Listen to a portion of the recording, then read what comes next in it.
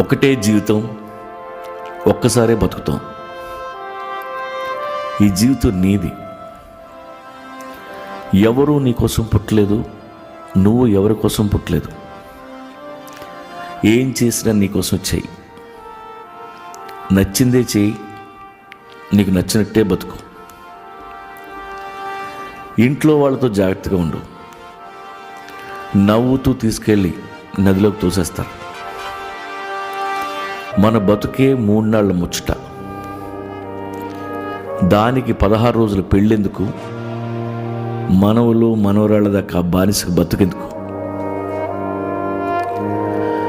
Life అంటే నదిలో కొట్టుకుపోవడం కాదు, అందమైన కరేబియన్ క్రూజ్ ట్రిప్లా ఉండాలి.